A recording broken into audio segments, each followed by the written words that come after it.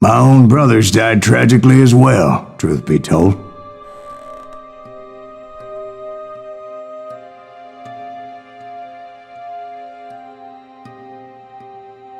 It was 1868, and me and my older brothers were pulling a tidy profit running cattle into Juarez, Mexico.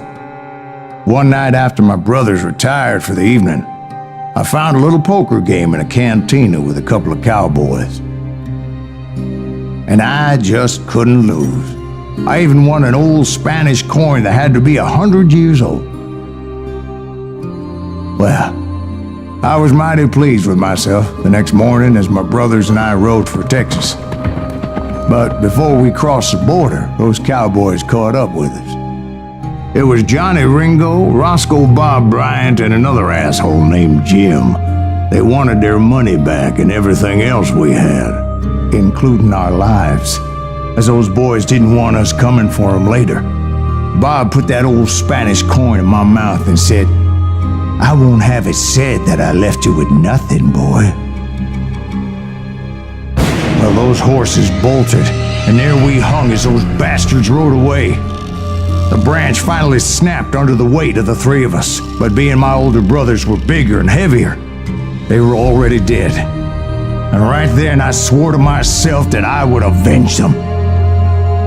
Ringo you know about, but Bob eluded me until I heard he was riding with the Wild Bunch.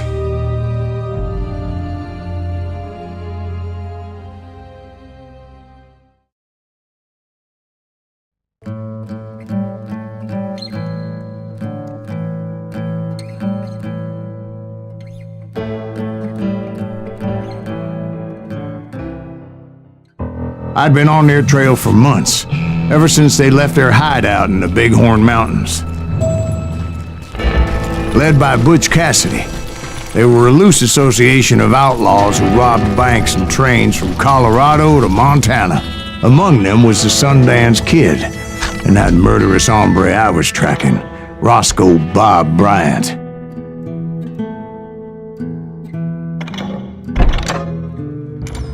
Were you a part of that giant Pinkerton posse after the Wild Bunch? No, boy. A circus like that would have slowed me down. Besides, I wanted Bryant all to myself. I'd heard about a large shipment of gold being transported to Wilcox, Wyoming on the Overland Flyer.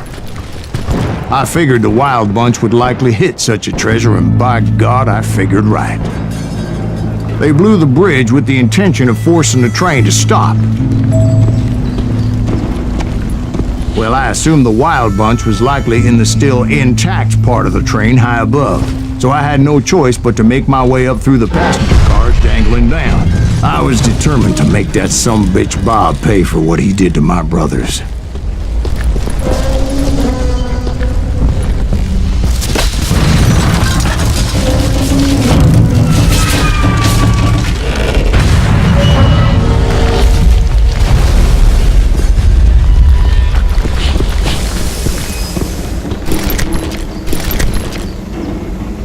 I found the device they used to blow the tracks, so I knew I was headed in the right direction.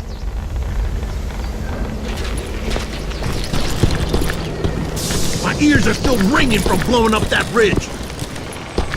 What'd you say? Well, I made my way off unscathed and came upon a few members of the gang and had no choice but to dispatch them. From there, I had to negotiate an even more precarious route. But first, I would need to get my ass out of there.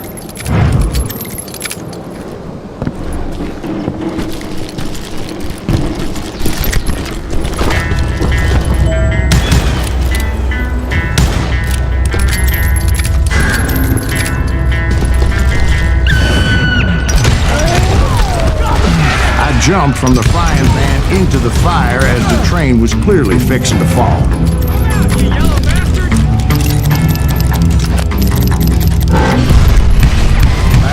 The gang, but in order to find old Bob, I needed to fight my way forward past a whole passel of desperados.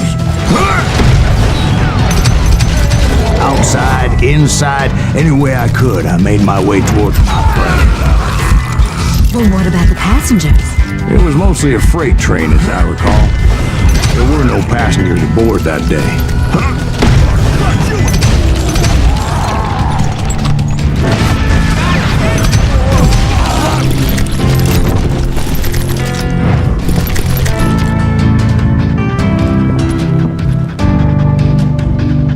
As I mentioned before, I am not fond of heights, but I was too busy dodging bullets to worry about falling to my death.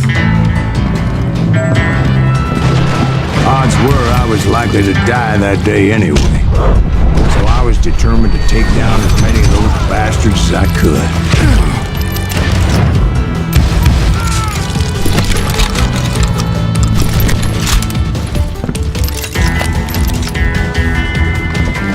At times, it was like shooting ducks in a shooting gallery. The only difference is these damn ducks shot back.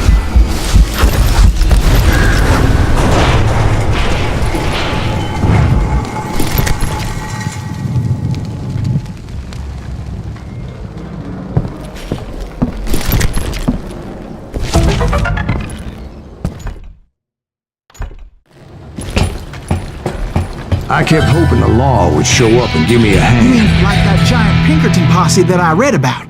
Did they come riding in, guns a-blazing to help?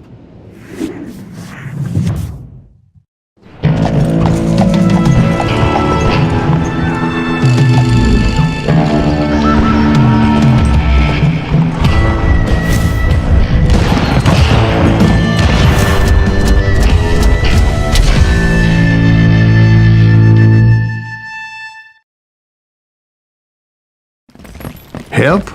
From the Pinkertons? No, son. I had to fight the Wild Bunch all by my lonesome, as usual. Who the hell is that? Get cover! Retreat! Retreat!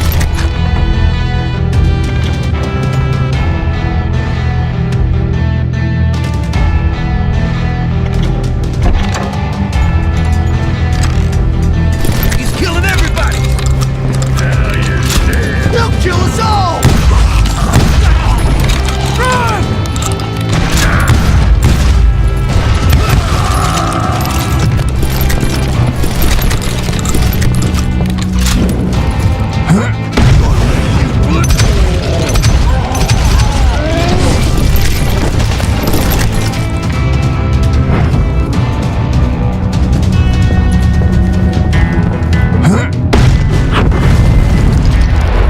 Guess is those dime novels didn't portray this as it happened, did they?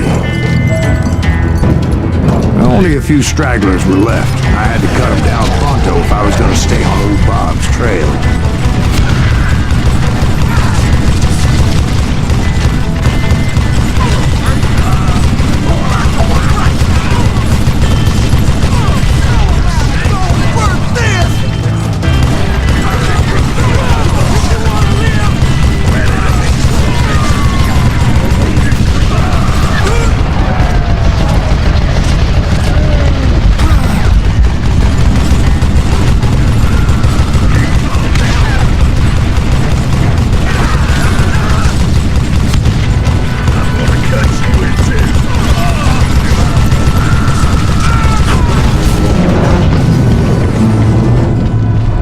Once I silenced all those guns, I went searching for my nemesis, determined to finally have my justice. But the only survivor who welcomed me was George Flat-Nose Curry. Who was he? The fastest gun in the gang.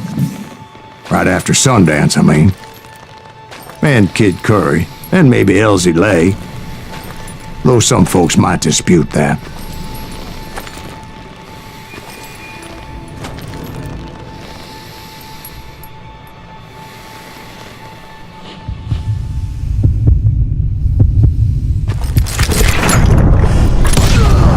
On that very same day, Butch Cassidy and the Sundance Kid decided to leave the Wild Bunch behind and decamped for South America.